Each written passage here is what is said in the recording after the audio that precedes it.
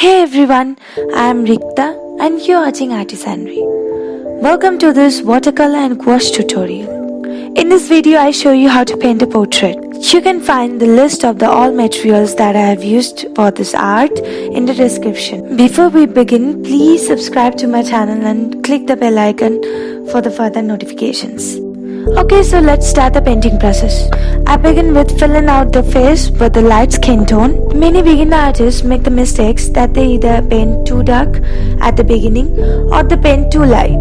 So we are going to keep an eye on the color values all the time and slowly building up to them. By starting with the lighter skin tones in the face area, and we are building base, later layers of watercolor and gouache. While the paint is still wet in the portrait portion, we can add little bit of red to the cheeks so that the color can bleed out and create some smooth blendings.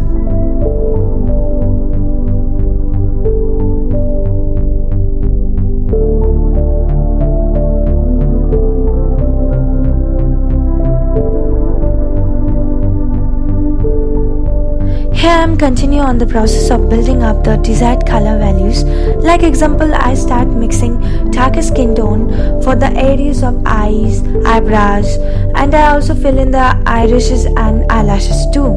It's super important to paint the eyes carefully, even especially the irises, and for that I use 0 number digital round brush. If you don't have any good brush like me, just try to hold your hand very still and try to get a clean line.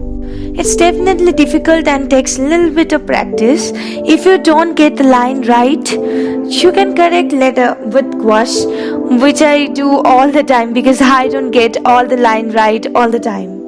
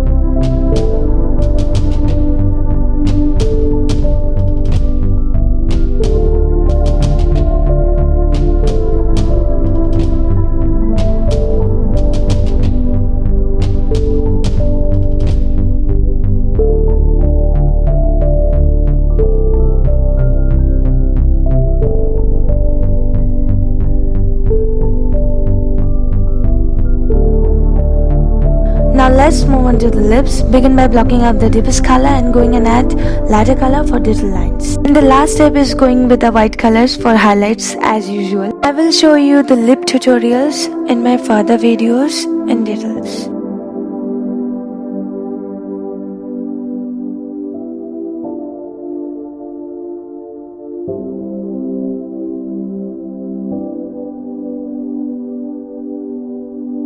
Here for this portrait, I use 300 GSM Brusto watercolor paper, which I use almost all my watercolor paintings.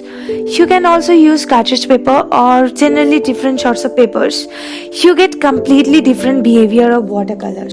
It makes sense to try different kinds of papers to see what fits best for your style and what you want from your watercolor paper.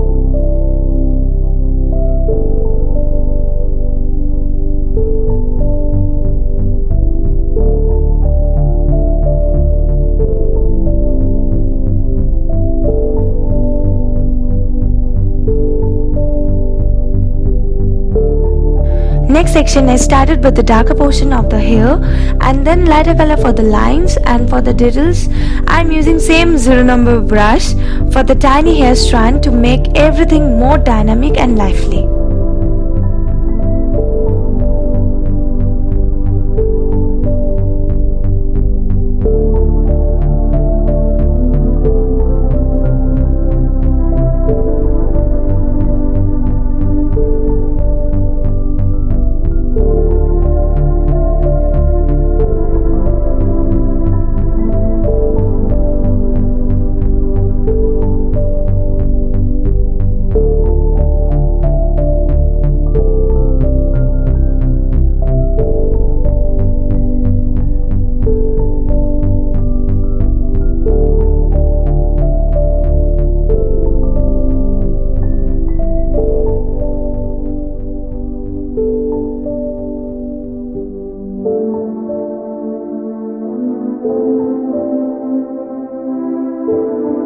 Then in the end, I added some finishing touches, and this is how I painted this whole portrait. I hope you liked this video.